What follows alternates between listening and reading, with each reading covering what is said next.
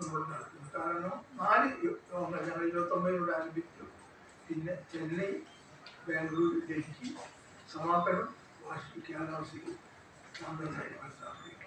ഈ കാര്യത്തിൽ എല്ലാവരുടെയും നമ്മളെ സംബന്ധിച്ചിടത്തോളം അറബ് നാടുകളുമായിട്ടുള്ള നമ്മുടെ ബന്ധം ശക്തിപ്പെടുത്തുക, ദൃഢപ്പെടുത്തുക, സാംസ്കാരിക സുബന്ധത്തിന് കുറെ കൂടി ക്രിയാത്മകമായ രൂപരേഖകൾ ഉണ്ടാക്കുക, വിദ്യാർത്ഥികളെ അതിലേക്ക് കൊണ്ടുവരിക. ഈ കാര്യത്തിന് വേണ്ടി നമ്മൾ കൂടുതൽ ബോധവൽക്കരിക്കുക എന്നത് കൂടിയാണ് ഞങ്ങൾ ഉദ്ദേശിക്കുന്നത്. ഈ 29-ാം തീയതി അലകാപുരിയിൽ നടക്കുന്ന പരിപാടി വിജയിപ്പിക്കാനും ഇന്ത്യയുമായുള്ള സുബന്ധം ശക്തിപ്പെടുത്തുന്നതിനുള്ള പ്രബന്ധങ്ങളും അസംഗങ്ങൾക്കും കൂടുതൽ പ്രാധാന്യം നൽകുന്നതിന് കഴിഞ്ഞ മുൻകാലങ്ങളിൽ പത്രക്കാർത്തികളുമായുള്ള സഹായ സഹകരണം ഇതിലുണ്ടാണെന്ന് അഭ്യർത്ഥിക്കാനും. മറ്റൊരു പ്രധാന കാര്യം, ബോംബെയിൽ നടക്കുന്ന നമ്മുടെ സമാപന സമ്മേളനത്തിൽ UAE അലൈൻ യൂണിവേഴ്സിറ്റിയിലെയും സൗദി അറേബ്യ യൂണിവേഴ്സിറ്റിയിലെയും വിദഗ്ധരായ ആളുകൾ പങ്കെടുക്കുന്നത് വളരെ മറ്റുള്ളതിൽ നിന്ന് വ്യത്യസ്തമായി വളരെ താത്വികമായ, ക്രിയാത്മകമായ, പഠനാത്മകമായ പ്രവർത്തനങ്ങൾ ഞങ്ങൾ നടത്തുന്നു. പത്രക്കാരുടെ സഹായ സഹകരണങ്ങൾ ഇതിൻ്റെ സീനിയർ സിറ്റിസനാണ്. മകൻ്റെ ഒരുപാട് വേദനിപ്പിച്ച് കുറെ പുസ്തകങ്ങൾ ഇറക്കിയിട്ടുണ്ട്. കൂടുതൽ അക്കാര്യത്തിലേക്ക് ബാക്കിയെല്ലാം റിലീസിലുകൊണ്ട് ഞാൻ കൂടുതൽ അത് വിശദീകരിക്കുന്നില്ല. കൂടുതൽ എന്തെങ്കിലും അറിയണമെങ്കിൽ ഒന്ന് ചോദിക്കാം. നമ്മൾ അദ്ദേഹത്തിന്റെ പുസ്തകം ഞങ്ങൾ അടുത്ത ദിവസം തന്നെ അവിടെ എത്തിയിട്ടുണ്ടായിരുന്നു.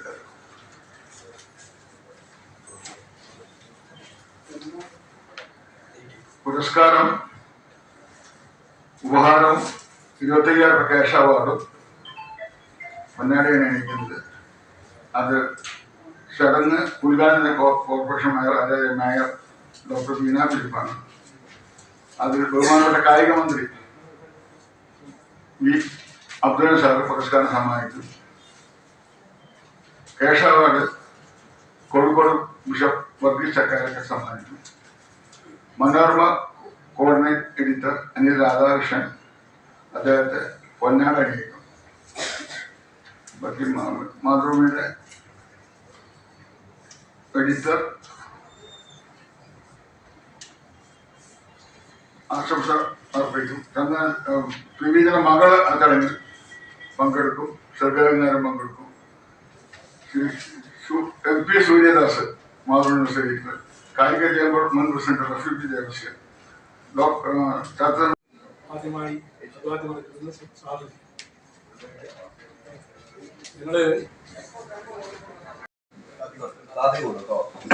ഈ പേരാമ്പ്ര നിയോജകമണ്ഡലത്തിലെ ചെറുവണ്ണൂർ ഗ്രാമപഞ്ചായത്തിലെ മുയിപ്പോത്ത്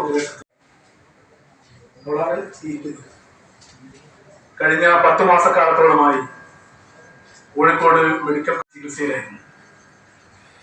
ഗൈനക്കോളജിസ്റ്റ് ഡോക്ടർ സൂരജിന്റെ പേഷ്യന്റായിട്ടാണ് അവിടെ അഡ്മിറ്റ് ചെയ്തത്. ജേസ് തന്നെ ഇവിടെ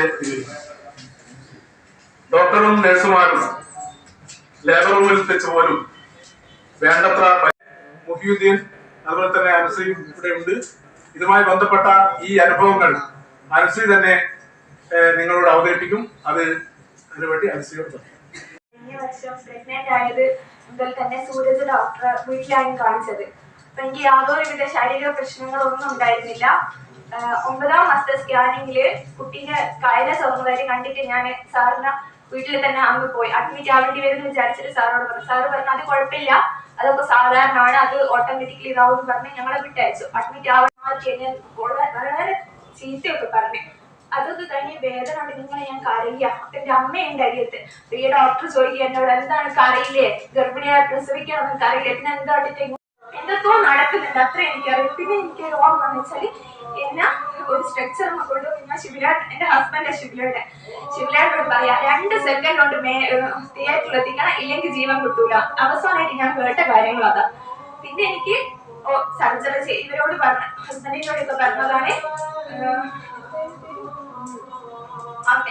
പിന്നെ ഇവര് പറഞ്ഞ് ബ്ലീഡിങ് നിൽക്കാത്തതുകൊണ്ട് യൂട്രസിൽ സ്റ്റിച്ച് ഇടണം എന്നൊക്കെ പറഞ്ഞിട്ട് അതിന് സൈനൊക്കെ മേടിച്ച് അത് നോക്കി. പിന്നെ അവർ പറഞ്ഞ് എനിക്ക് എന്തോ അമ്നിയോട്ടിക് ഫ്ലൂയിഡ് എംബോൾസ് ആണ്. പിന്നെ അത് പിന്നെ അവർ പറഞ്ഞത് അവരോട് പിന്നെ അത് യൂട്രസ് റിമൂവ് ചെയ്യാണ്ട് ഇത് ശരിയാവില്ല എന്ന് പറഞ്ഞിട്ട് അന്ന് ഇതൊന്നും ഞാൻ അറിയില്ല. യൂട്രസ് റിമൂവ് ചെയ്തു. അത് ഈ സർജറി കഴിഞ്ഞതിന് ശേഷം ഞാൻ 3 ദിവസം വെന്റിലേറ്ററിലായിരുന്നു. അവിടെ എപ്പോഴൊക്കെ എനിക്ക് ഓർമ്മ വന്നിട്ടുണ്ട്. ഞാൻ ആദ്യം എപ്പോഴൊക്കെ ഒന്ന് കണ്ടു തുടങ്ങിയിട്ടുണ്ട്. അത്ര എനിക്ക് കറക്റ്റ് ഓർമ്മയില്ല. പിന്നെ 21-ാം തീയതി തൊട്ടുള്ള കാര്യങ്ങളൊക്കെ എനിക്ക് ഓർമ്മയുണ്ട്. അന്ന് എന്നെ ഐസിയുലേക്ക് മാറ്റി. ഐസിയുവിൽ മാറ്റി കംപ്ലീറ്റ് കേനുല ശരീരത്തിൽ, കഴുത്തിനൊക്കെ ഉണ്ട്, ഇവിടെയൊക്കെ ഉണ്ട്. അങ്ങനെ കേനുല റിമൂവ് ചെയ്യാൻ നേഴ്സ് ഇപ്പുറത്ത് കഴിഞ്ഞിട്ടാണ് ഇവിടെ വന്ന് ചെയ്തത്. ഇത് എടുത്തു കഴിഞ്ഞതിന് ശേഷം ഇങ്ങനെ ആക്കി നോക്കുക. അപ്പൊ ഞാൻ ചോദിച്ചു എന്താ ചേച്ചി എന്തെങ്കിലും കുടുങ്ങിപ്പോയി? അതുപോലെ ഒരു കഷ്ണം പൊട്ടിപ്പോയിട്ടുണ്ട് പറഞ്ഞിട്ട് ഈ ചേച്ചി അങ്ങ് പോവുകയും ചെയ്ത്. പിന്നെ വരുന്നത് വേറൊരു നേഴ്സാ. ആ നേഴ്സിനോട് ഞാൻ ചോദിച്ചത് അങ്ങനല്ല പറഞ്ഞ് ഒന്നും അങ്ങോട്ട് പറയാൻ സമ്മതിക്കുന്നില്ല. ഈ വെന്റിലേറ്റർ മാറ്റിയ സെയിം ഡേ ആണ് എനിക്കിത് സംഭവിച്ചത്. അപ്പൊ എന്റെ ചേച്ചിനോട് പറഞ്ഞ് പിന്നെ ഒരു വെള്ളം മൂടി കെട്ടി കൊടുക്കുന്നുണ്ട്, ഒരു വെള്ള കഷ്ണമൊക്കെ എടുത്തവര് കെട്ടിത്തരൊക്കെ ചെയ്ത്. പിന്നെ ഇവരോട് ഹസ്ബൻഡിനോടും റിലേറ്റീവ്സിനോടും പറഞ്ഞേ ന്യൂറോ സർജറിൻ്റെതും കാർഡിയോളജി ഡോക്ടേഴ്സിനൊക്കെ പോയി കാണണോ. ഇവരോട് പറഞ്ഞത് എന്താണെന്ന് വെച്ചാല് ചിലപ്പോ ഇത് രക്തത്തിലൂടെ സഞ്ചരിച്ചിട്ട് ഹൃദയത്തിലേക്ക് എത്തും, അങ്ങനെ അത്രയും കോംപ്ലിക്കേഷൻ ആണെന്നൊക്കെ ഇവരോട് പറയുകയൊക്കെ ചെയ്ത്. എന്നിട്ട് ഇവര് തന്നെ നേരത്തെ ഹോസ്പിറ്റലിൽ പോയിട്ട് ഡോക്ടേഴ്സിനെ കണ്ട് അത് സ്കാനിങ്ങിന്റെ ആൾക്കാരെ കൊണ്ടുവന്ന് സ്കാൻ ചെയ്യിപ്പിച്ച് പിന്നെ അന്ന് തന്നെ ഉച്ചയ്ക്ക് അങ്ങനെ സർജറി കഴിഞ്ഞത്. രാവിലെ നടന്ന സംഭവമാണ് ഇത്. ഉച്ചയ്ക്ക് അങ്ങനെ സർജറി കഴിഞ്ഞ് ആ സർജറി കഴിഞ്ഞിട്ട് ഞാൻ ഐസിയുൽ തന്നെയായിരുന്നു. ഏകദേശം ഒരു 10 സ്റ്റിച്ചിൽ എടുത്തിട്ടുണ്ട് ഇവിടെ. അത് കഴിഞ്ഞ് ഞാൻ ഐസിയുൽ നിൽക്കുന്ന സമയത്ത് തന്നെ നോർമൽ ഡെലിവറി ആയിരുന്നു. അവർ പറയുന്നത് നോർമൽ ഡെലിവറിയാണ്, എനിക്ക് ഓർമ്മയില്ല. അപ്പൊ ആ ഒരു സ്ഥലത്ത് പിന്നെ അവിടെയുള്ള സ്റ്റിച്ച് ഒന്നും ഉണങ്ങിയില്ല, അതിന് ഇൻഫെക്ഷൻ വന്ന്. അപ്പൊ ഇവര് പറഞ്ഞ് ഇനി ഒന്നും അത് ആ സ്റ്റിച്ച് ഒന്ന് പ്രോപ്പർ ചെയ്യാൻ, ഇൻഫെക്ഷൻ നീക്കിയിട്ട് സ്റ്റിച്ച് ഇടുന്നത് പറഞ്ഞിട്ട് ഫെബ്രുവരി 7 പിന്നെ സർജറി ചെയ്ത്. ആ സർജറി ചെയ്തതിന് ശേഷം പിന്നെ ഞാൻ എന്റെ ഫാമിലിന്റെ കൂടെ പേവാർഡിൽ ഉണ്ടായിരുന്നു. അപ്പൊ അച്ഛനും ഹസ്ബൻഡും അമ്മയൊക്കെ ഉണ്ട്. അപ്പൊ എനിക്ക് എല്ലാ കാര്യം ഇവരോട് പറയാം, അന്നേരമുള്ള കാര്യം എനിക്ക് ഇവരോട് പറയാം. അതുവരെ ഞാൻ ഓക്കെ ആയിരുന്നില്ല. ആ പേവാർഡിൽ വന്നതിന് ശേഷം ഞാൻ അനുഭവിച്ച കാര്യങ്ങളെല്ലാം അതിനുശേഷം ഞാൻ അവരോട് പറയുന്നത്. അപ്പൊ അവിടുന്ന് ആണ് മനസ്സിലായത് വജൈനയിലൂടെ ഗ്യാസ് ലീക്കേജും ഡിസ്ചാർജും വരാൻ തുടങ്ങി. അപ്പൊ ഞാനിത് സൂരജ് ഡോക്ടറോട് പറഞ്ഞു. അപ്പൊ സൂരജ് ഡോക്ടറെ നോർമൽ ഡെലിവറിയിൽ ഇത് സാധാരണ അതൊരു 5-8 മാസം എടുക്കുമ്പോൾ മാറിക്കോളും എന്ന് പറഞ്ഞു. എന്നിട്ടും ഈ സർജറി ചെയ്തിട്ട് ഒരു മാറ്റമല്ല. അപ്പൊ എന്റെ ഹസ്ബൻഡ് റിലേറ്റീവ്സ് ചോദിച്ച് സാറേ ഞാൻ വേറെ എവിടെയും കാണിക്കണം, ഞങ്ങൾക്ക് അറിയില്ല സാറിനോട് അതാ ചോദിക്കുന്നത്. അപ്പൊ ഒരു എന്താ പറഞ്ഞതെന്ന് വെച്ചാല് വേറെ കാണിക്കേണ്ട സ്റ്റേജ് എല്ലാം കഴിഞ്ഞ് പിന്നെ ഇപ്പൊ എവിടെ കൊണ്ടായാലും ഞങ്ങൾ ചെയ്യുന്ന ട്രീറ്റ്മെന്റ് ഒക്കെ തന്നെയാണ് ചെയ്യുന്നത്. അപ്പൊ ഞങ്ങൾ ഓക്കെ, മെഡിക്കൽ കോളേജ് വലിയ ഹോസ്പിറ്റലാണല്ലോ, അവര് നോക്കുമല്ലോ നല്ലതെന്നുള്ള പ്രതീക്ഷയിൽ ഞങ്ങൾ അവിടെ തന്നെ നിന്ന്. പിന്നെയും ഇവര് സൂപ്രണ്ടിനെ കണ്ടിട്ടുണ്ടായിരുന്നു. ഇത് ഒരു മാറ്റവും കാര്യങ്ങളൊന്നും ഇല്ലാണ്ടായപ്പോ. അപ്പൊ സൂപ്രണ്ട് പറഞ്ഞ് ചിലപ്പോ സ്റ്റിച്ചിന്റെ അലർജി ആയിരിക്കും, അത് 90-120 ദിവസമൊക്കെ എടുക്കും അതൊന്ന് റെഡിയായി വരണമെങ്കിൽ എന്ന് പറഞ്ഞു. അതെല്ലാം കഴിഞ്ഞ് പിന്നെ മാർച്ച് 1 ഈ ടൈമിലൊന്നും എന്റെ സർജറി പിന്നെ ഈ യൂട്രസ് റിമൂവ് ചെയ്ത കാര്യങ്ങളൊന്നും എനിക്ക് അറിയില്ലായിരുന്നില്ല, എന്നോട് പറഞ്ഞിട്ടുണ്ടായിരുന്നില്ല. പിന്നെ മാർച്ചിൽ ഞാൻ അതറിയില്ല, ഒരു പേപ്പറിന്റെ അകത്ത് എന്തോ ഇവര് കണ്ടപ്പോ ഞാൻ അത് വായിച്ചപ്പോ എനിക്ക് മനസ്സിലാവുക ചെയ്തത്. മാർച്ചിലാണ് ഞാൻ ഇത് അറിയുന്നതും. ആ ടൈമിന് തന്നെ സൂരജ് ഡോക്ടർ പിന്നെ മെഡിക്കൽ കോളേജിലെ പ്ലാസ്റ്റിക് സർജറിയിലെ പ്രവീൺ എന്ന് പറയുന്നൊരു ഡോക്ടർ ഉണ്ട് പ്ലാസ്റ്റിക് സർജറിയില്, അവരെ കൂട്ടി വന്ന്. അപ്പൊ അതുവരെ എന്ന് വെച്ചാല് വേദനയായിട്ടൊന്നും നിൽക്കാനോ ഒന്നിനും പറ്റില്ല. ഫുൾ ടൈം ഭക്ഷണം പോലെ ആരെങ്കിലും ഞാൻ നിവർന്നു നിന്നിട്ടുണ്ടാവില്ല. ഞാൻ അത്രയും കാലം ഞാൻ നിവർന്നു നിന്നിട്ടില്ല. ഞാൻ ഇങ്ങനെ കോടിയിട്ടുണ്ട്, ആരെങ്കിലും ഒന്ന് ഭക്ഷണം, ആരെങ്കിലും വെള്ളം തരിക, എന്നെ എടുത്തിട്ടാ പെട്ടെന്ന് എണീറ്റില്ല. എനിക്ക് തീരെ ഒന്നിനും പറ്റുന്നുണ്ടായിരുന്നില്ല. അങ്ങനെ മാർച്ച് 8 ഈ പ്രവീൺ സാറ് വന്നിട്ട് എന്നെ എക്സാമിനൊക്കെ ചെന്നിട്ട് പറഞ്ഞേ കുഴപ്പമൊന്നുമില്ല, അവിടെ കുറച്ച് ഇൻഫെക്ഷൻ ഉണ്ട്, ഞാൻ അത് മാറ്റി ഒരാഴ്ചക്കുള്ളിൽ വീട്ടിലാക്കി തന്നാൽ പോരെ എന്ന് ചോദിച്ചു. ഞാൻ പറഞ്ഞു ഓ മതി, ജനുവരി 13 വന്നാൽ അഡ്മിറ്റ് ആയതല്ലേ, പിന്നെ വേഗം വീട്ടിൽ പോവാ, അത് മാത്രം എന്റെ മൈൻഡിലുണ്ടായിരുന്നു. ഞാൻ പറഞ്ഞു ഞാൻ അവരെ വിശ്വസിച്ചിട്ട് തന്നെ ഓക്കെ ഫൈൻ എന്നുള്ള രീതിയിൽ 8 പോയി. മാർച്ച് 11 സർജറി ചെയ്തു. സർജറിക്ക് ഗൈനക്കിലെ സൂരജ് ഡോക്ടർ വന്നിട്ടുണ്ടായിരുന്നു. അപ്പൊ ഹസ്ബൻഡ് എടുത്തെടുത്ത് ചോദിച്ചിട്ടുണ്ട് എന്തെങ്കിലും അതായത് വെജനന്റെയും എന്തെങ്കിലും കണക്ഷൻ എങ്ങനെ ആയി പോയിട്ടുണ്ടോ. അപ്പൊ ഡോക്ടർ പറഞ്ഞു അങ്ങനത്തെ പ്രശ്നങ്ങളൊന്നുമില്ല, പിന്നെ അവിടെ കുറച്ച് പഴുപ്പുണ്ടെങ്കിൽ അത് നീക്കം ചെയ്തിട്ട് സ്റ്റിച്ച് ഇട്ടിക്ക് അതേ ചെയ്തിട്ടുള്ളൂ പറഞ്ഞു. അത് ആ സ്റ്റിച്ച് എന്ന് വെച്ചാലില്ലേ ചെറിയ ട്യൂബ് കഷ്ണങ്ങളില്ല, അതിന്റെ ട്യൂബിൽ വെച്ചിട്ട് കട്ടിയിലൊന്ന് നൂല് വെച്ചിട്ട് എനിക്കൊന്ന് എണീക്കാനോ ബാത്റൂമിൽ ഒന്ന് പെട്ടെന്ന് ഒന്ന് വെള്ളയിട്ട് ഈ സാധനങ്ങൾ ഇങ്ങനെ പരസ്പരം കുത്തിയിട്ട് വേദന ആരോടും പറയാൻ പറ്റൂല. ആ പാടില്ല എല്ലാവരും പണ്ടിട്ടോ ഞാനിപ്പോ വെച്ച കഷ്ടപ്പാടൊക്കെ. ജനുവരി 18 യൂറിൻ ട്യൂബ് എനിക്ക് ഒഴിവാക്കാൻ പറ്റുന്നത് 2-3 പ്രാവശ്യം ഒരു ഊരി നോക്കിയിട്ട് അന്നേരമൊന്നും ടെൻഡൻസി ഉണ്ട്. പക്ഷെ ഇത് മൂത്രം പുറത്തേക്ക് വരാത്ത പ്രശ്നമായി. അങ്ങനെ ജനുവരി വന്നതിന് സർജറി എല്ലാം കഴിഞ്ഞ് ഇവിടെ നിൽക്കുമ്പോഴും വീണ്ടും ഗ്യാസ് ലീക്കേജും ഡിസ്ചാർജ്. അപ്പൊ സാറും പറഞ്ഞ് അത് കുറച്ച് ടൈം എടുക്കും, പിന്നെ കുഴപ്പമില്ലാന്ന് പറഞ്ഞിട്ട് മാർച്ച് 18 എന്നെ ഡിസ്ചാർജ് ചെയ്ത്. ഇതിനിടയിലൊക്കെ എന്റെ ഹസ്ബൻഡ് റിലേറ്റീവ്സും ഇങ്ങനെ സൂരജ് ഡോക്ടറോടും ഗൈനക്കിലെ ഡോക്ടേഴ്സോട് ഒരു MRI എടുക്കട്ടെ എന്ന് ചോദിച്ചു. MRI എടുത്താൽ മനസ്സിലാവില്ല എന്താ പ്രശ്നം. അപ്പൊ ഇവര് ഒരു MRI എടുത്തിട്ട് കാര്യമില്ല, അതിൽ ആദ്യം സ്റ്റിച്ച് മാത്രമേ കാണിക്കൂ, അതിലെന്തെങ്കിലും പ്രശ്നം ഉണ്ടെങ്കിൽ ഒന്നും തിരിയൂല പറഞ്ഞു. അപ്പൊ ഇങ്ങനെ കുറെ പറഞ്ഞതിന് പിന്നെ പ്ലാസ്റ്റിക് സർജറിന്ന് ചിലയിട്ട് അങ്ങോട്ട് പറഞ്ഞു ഞാൻ ഒന്നുകൂടി ഒന്ന് ഹീലായതിനു ശേഷം ഞാനെടുക്കും ഡോക്ടർ ഒന്ന് എഴുതി തരുമോ എന്ന് വെച്ച്. അപ്പൊ എഴുതി തന്നു. അന്നേരം ഞാൻ ഇത് ഒരു മാറ്റമില്ല. എന്റെ കുഞ്ഞ് പ്രസവത്തിന്റെ സമയത്തുള്ള പ്രശ്നം കൊണ്ട് ഒരാഴ്ച മെല്ലിലായിരുന്നു ഐസിയിൽ തന്നെ. പ്രസവ സമയത്ത് കുഞ്ഞിന്റെ കാലത്തിൽ കാല തുറന്നിട്ടുണ്ടായിരുന്നു. പിന്നെ കുഞ്ഞിന്റെ ഇതൊക്കെ പിന്നീട് അറിഞ്ഞിട്ടു. അന്നേരം അറിയില്ല. പിന്നെ എനിക്കറിയില്ല എന്റെ കുഞ്ഞിന് ഇങ്ങനെ പ്രശ്നം. ഞാൻ കുഞ്ഞിനെ എടുത്തു ചോദിച്ചാൽ ഞാൻ 2 ആഴ്ച കഴിഞ്ഞിട്ട് എന്റെ കുഞ്ഞിനെ കണ്ട് ഞാൻ പ്രസവിച്ചിട്ടുള്ള കാര്യം പോലും അറിഞ്ഞാൽ എത്രയോ ദിവസം കഴിഞ്ഞിട്ട് എനിക്കൊന്നും ഓർമ്മയില്ല കാര്യങ്ങളൊന്നും. അപ്പൊ ഞാൻ ചോദിക്കുമ്പോഴോട് കുഞ്ഞിനെ എടുത്തു. അപ്പൊ എന്നോട് ആദ്യമൊക്കെ പറഞ്ഞ കുഞ്ഞിന് മഞ്ഞയാകുമ്പോ ഐസിയിലാണ്, അത് ഞാൻ കേട്ടിട്ടുണ്ട്. ഞാൻ പറഞ്ഞു പിന്നെ ഞാൻ ചോദിക്കും കുഞ്ഞിനെ എപ്പം വരാത്ത മഞ്ഞ മാറിയിട്ടുണ്ടാവും. അത് എന്നോട് പറയും അല്ല എനിക്ക് ഇൻഫെക്ഷനും കാര്യമുള്ളല്ലേ, പിന്നെ ഇങ്ങനെ ഇന്റെ അടുത്താക്കും. അപ്പൊ കുഞ്ഞിന് എന്തേ വരൂലേ? ഞാൻ ഓക്കെ ഞാൻ അറിയില്ല കുഞ്ഞിനെന്താ പ്രശ്നം. പക്ഷെ പിന്നെ അറിഞ്ഞത് കുഞ്ഞിന് ജനന സമയത്ത് കാല സമയത്ത് കുട്ടിക്കോ പ്രശ്നങ്ങളൊക്കെ ഉണ്ട്. ഓക്സിജൻ കുഞ്ഞിന്റെ തലയെല്ലാം കാണണം, ഇവിടെയെല്ലാം പോയിന്നിട്ട് എനിക്ക് എന്തൊക്കെയോ പ്രശ്നമുണ്ട്. എനിക്കിപ്പോ അറിഞ്ഞൂടാ എന്തൊക്കെ പ്രശ്നമുള്ളതെന്നൊന്നും.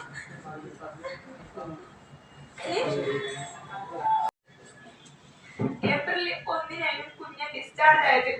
അപ്പൊ ഞാനോട് ഡോക്ടർ ഞാൻ ഓക്കെ എനിക്കൊരു പ്രശ്നമില്ലാന്ന് ഞാൻ വിചാരിച്ചത്. കാരണം ഞങ്ങളോട് സാറ് പറയുകയും ചെയ്തല്ലോ ഇങ്ങനെ സർജറി കഴിഞ്ഞാൽ കുറച്ച് ടൈം എടുക്കും റെഡി ആവണമെങ്കിൽ. അപ്പൊ എനിക്ക് പ്രശ്നം മാർച്ച് 29 യൂറിൻ ട്യൂബ് കൂടി. അപ്പൊ ഞാൻ വിചാരിച്ചു ഓക്കെ കുഴപ്പമില്ലാന്ന് വിചാരിച്ചല്ലോ.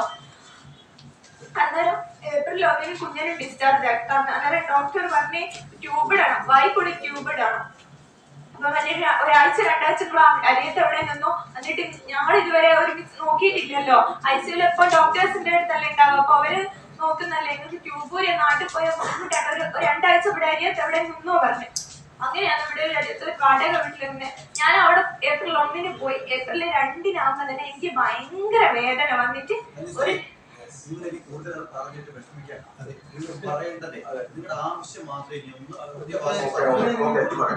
അനുസരിക്കും കുട്ടിക്കും കുടുംബത്തിനും വന്നുപെട്ട ഈ തീരാവേദന, കഷ്ടപ്പാടുകൾ, മറ്റ് കഷ്ടനഷ്ടങ്ങൾ ഇതൊക്കെ തിരിച്ചറിഞ്ഞുകൊണ്ടാണ് പ്രദേശവാസികളായിട്ടുള്ള എല്ലാ രാഷ്ട്രീയ പാർട്ടികളുടെ പ്രതിനിധികളും പഞ്ചായത്ത് പ്രസിഡന്റിന്റെ നേതൃത്വത്തിൽ ജനപ്രതിനിധികളെല്ലാം ഒത്തുചേർന്ന് ഈ വിഷയം പുറംലോകം അറിയണം.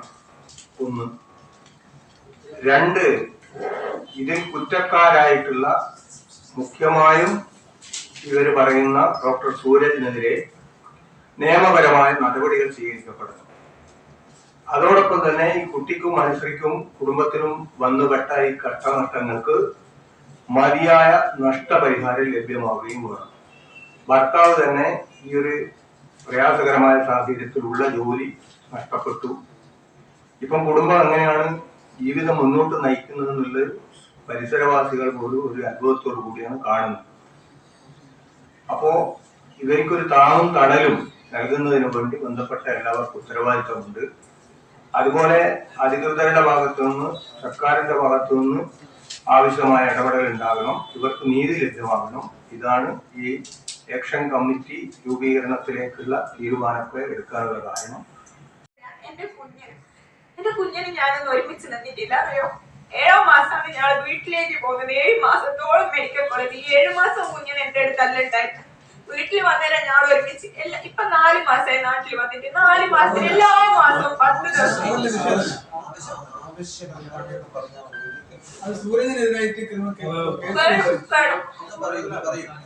അവർക്കെതിരെ ശക്തമായിട്ടുള്ള നിയമ നടപടികൾ സ്വീകരിക്കണം.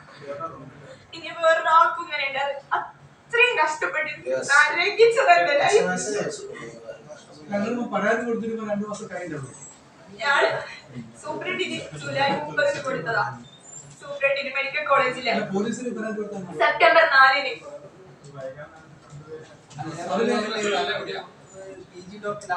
ക്ഷമ. ഓരോ പേരിൽ വേറെയും കേസ് ഉണ്ട് അവിടെ. സീനിയർ ഡോക്ടേഴ്സ് ആരും ഒന്ന് വന്ന് നോക്കിയില്ല. എന്റെ ബോധം പോകുന്നവരെ ഞാൻ വേറെ ഒരു ഡോക്ടറെയും കണ്ടിട്ടില്ല. മെഡിക്കൽ കോളേജിൽ അഡ്മിറ്റ് ചെയ്തോ?